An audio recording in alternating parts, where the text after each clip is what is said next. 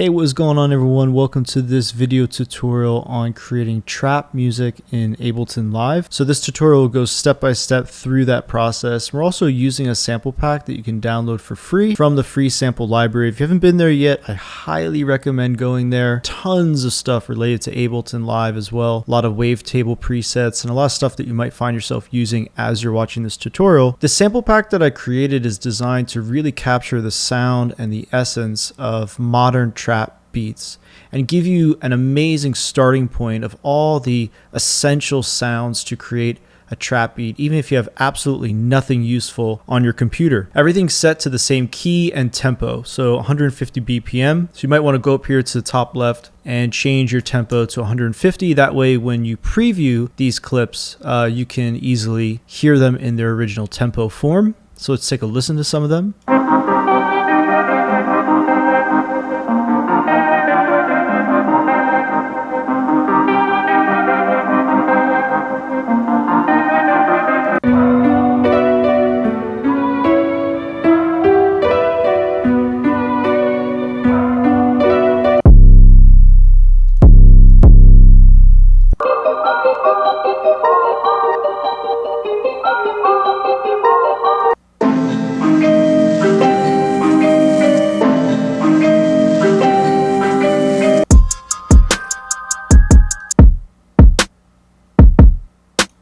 So as you can hear, there's a great cross section of different sounds that you can use from the genre.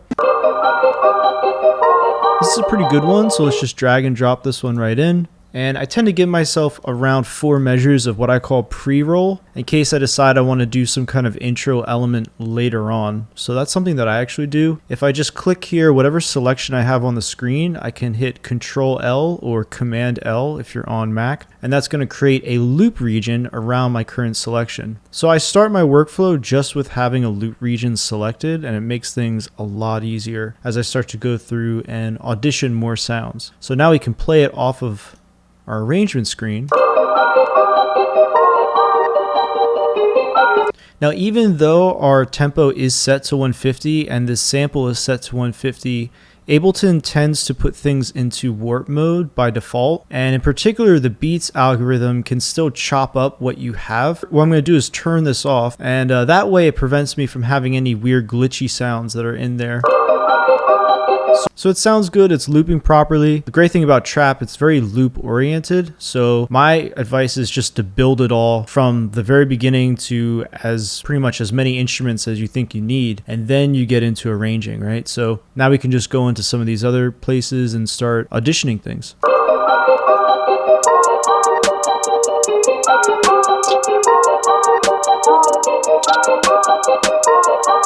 Whenever something is given the same name in one of my sample packs, it's saying that those samples are actually in the same family of sounds. So it's really useful to kind of get you going when you're like looking for things that will work best together. And again, with this, I'm just going to turn warp off because we don't need it and hit Control D for duplicate. And I can easily fill in that 8-bar phrase. And now we have tops. Tops refer to anything that is in the higher or top frequencies like hi-hats, shakers, claps, snares even. And so this way I have sort of a compilation track, and you don't necessarily need to have every instrument on its own track. I mean, some people will say that for mixing purposes that's important, but some sample packs are already pre-mixed like this one. So you're going to get a good sound. You don't have to have total separation in all those stems, especially when you're just trying to get creative and make something.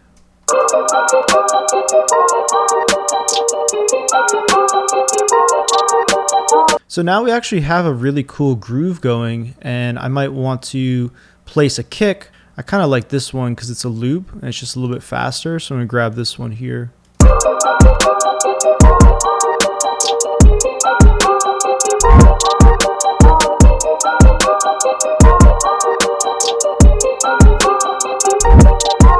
So it sounds all right. One thing you might notice is there's some distortion happening, and that's very common when you're working with samples because samples are actually limited to 0, or what we call unity gain. And we do that on purpose so that there's a uniform loudness for any sample you pull out of a sample pack. But the problem with that is as sample creators, we're essentially giving you no headroom, right? So The moment you start stacking just a couple of tracks into your idea, you're going to find your master fader going red in Ableton. Now this one's definitely too loud. Sometimes it's not as obvious, and it'll go red kind of momentarily, and you have to look out for it. So in that case, what you want to do is get into a habit of doing what we call gain staging. And that means that these probably most of the time when you're using sample packs, your volume shouldn't be set at 0 because, again, you don't have any headroom. There's a couple different ways you can handle gain staging. One way that I like to do it actually is to, instead of grabbing the volume faders, it's a quick fix, but I like to try and start from the beginning with good habits. So what I'll do here is go to Audio Effects, Utilities, and then I'm looking for Utility. That's the name of the plugin. This plugin does a couple of things, but it's very simple, very useful, and comes in handy for a lot of different reasons. The most simple one being your gain staging process. So I'm just going to click here and type in -10. So it might sound weird to be taking away 10 decibels from my sample, but remember, it was recorded and exported to the sample pack at unity gain. I want to have 10 decibels of headroom so that when I go to mix and master my track, I'm not running into weird audio distortions that I'm not looking for. Even if you're trying to create a really aggressive trap sound, a la artists like Trippie Redd, or some of the Nightcore stuff that's out there, and it's more distorted and edgy sounding, you can go for that, but maybe you want to do that with a plugin designed to make that distortion, not accidentally, right? So I have that set to -10, and for any of you that have never heard of gain staging, this is why we do these in-depth tutorials, so you get more professional results. I might even go so far as hit Control R and rename this -10 dB and drag and drop this to my user library and save it as a preset I can use later on. But so I can add this to all the other tracks that I have, the 2 other ones, I'm going to hold down Control or Command on Mac and drag and drop it to the other tracks. So now essentially when I play it, it won't be distorted and it will sound quite a bit lower in volume than before.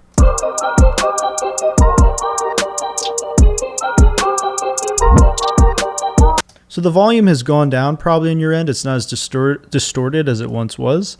That's okay. If I go over here and just grab this EQ, just to use the level meter right here, you'll see we're probably not distorting anymore.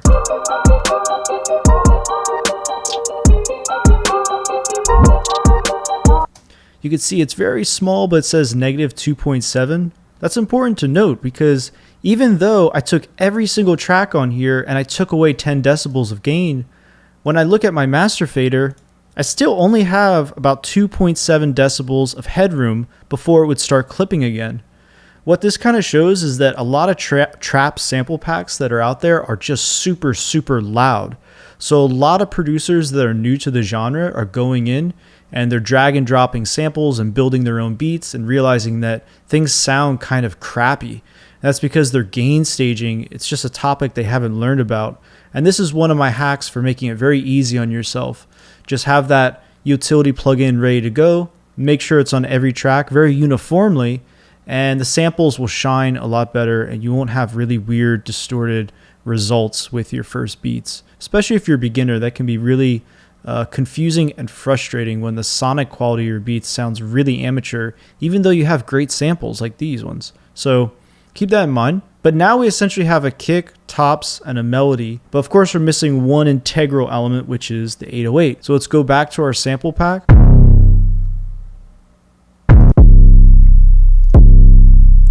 Now the nice thing about this sample pack again is that it's also well labeled. So you can see 808 heavy, which gives it kind of an adjective, a descriptor for what it might sound like or might inspire you to think of, and also sets the note name, in this case C. And almost all of the time, except for special circumstances, when I make sample packs, I try to create 808s in the C note. That way it maps to your keyboard in a logical way. Unfortunately, a lot of 808s are not recorded to the C note, and this causes tons and tons of confusion. People putting in 808 samples into their track and just not having a bass note that's in tune to their track. And again, this leads to amateur results. So I want to set you on the right path, give you the right kind of sample that's easy to use. In Ableton Live, because this is a Ableton Live tutorial, we want to use simpler. So I'm going to go to instruments here and simpler. And I like the heavy 808 sample, so I'm going to drag and drop it where it says drop sample here. And you can see this is again a very, very loud sample, but you could see by default what we did before. Remember we put -10 on our utility plugins?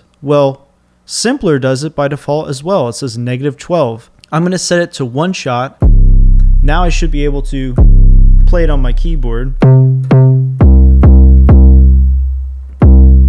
And that sounds pretty nice. But because we're keeping it kind of simple today, we're not going to go too far into music theory. So in terms of finding the right note for your 808, the most important thing to remember is we're in the key of C minor. If you have good samples that are labeled correctly with the right key signature, and unfortunately I have to say it's not always the case with a lot of sample packs I've seen, I try to keep mine very, very strict to those diatonic rules. So because these samples say C minor, you know that you can play a C note, whether on a MIDI keyboard, a drum pad, or just typing it in or clicking it in with your mouse, and it will line up to the root of that key. So C minor's root is C, therefore play a C note with this sample, and it will sound correct. It will sound like the root or tonic of the beat. So let's go ahead and do that. I'm going to play it in right here.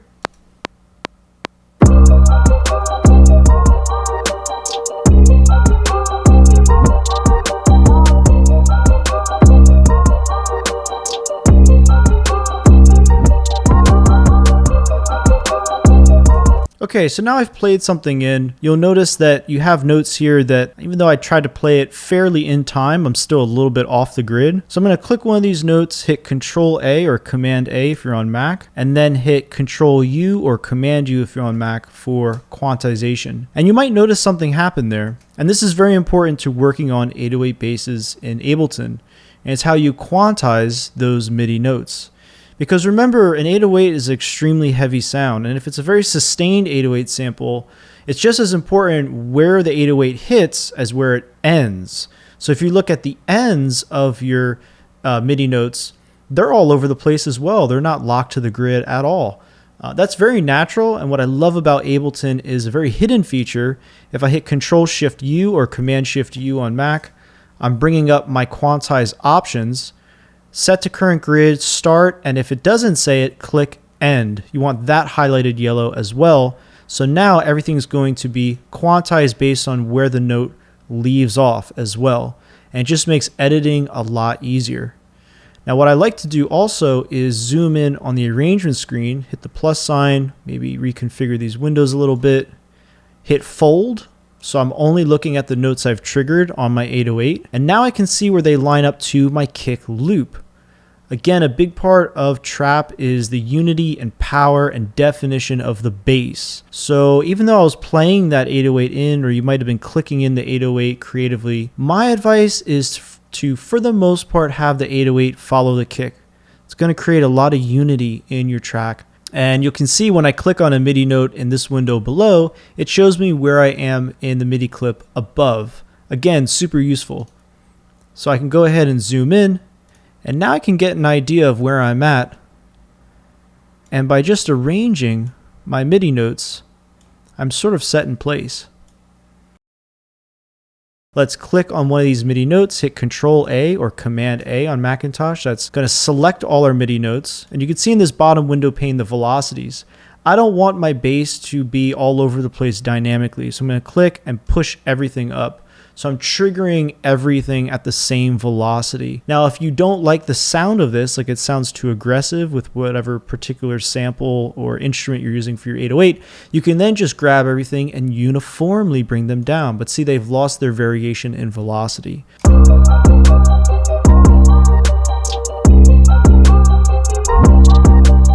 Disengage fold, select all my MIDI notes, and just bring everything down to C3.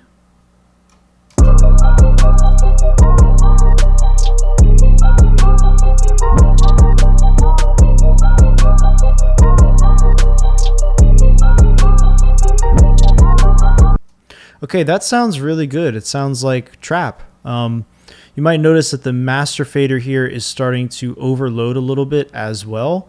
So now in this case, the mix is pretty good. It sounds pretty decent. I'm just going to hold down shift click. And now when I grab the volume faders, I can just pull everything down uniformly.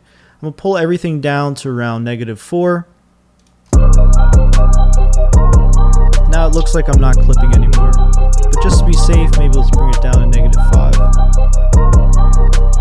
All right, pretty awesome, right? We've just grabbed a few samples. We've put something together in a matter of minutes. And hopefully you've learned some things about doing this in Ableton as well that are going to be very useful for you in the future when you make more of your own beats. Now that we have our loop, it sounds really, really good. We're going to go over to our master fader. In this case, we really only need to have one plugin to kind of make sure things sound correct. And that's going to be in the dynamics section. We're going to grab the limiter, and then we're just going to drag the gain up and make it nice and loud.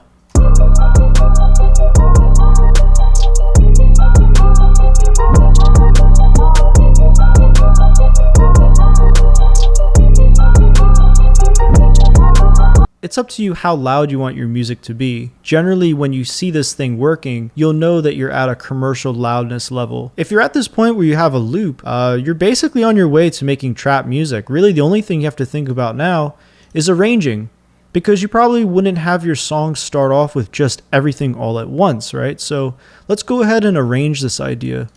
I'm just going to grab our melody track, we could call it. And now, remember what I talked about with leaving some room for the pre-roll. I'm just going to grab this, drag it to the left, and drag these elements, drag them to the right. And now if I hit Control D for duplicate or Command D on Mac, I can easily just bring that back over to where it was.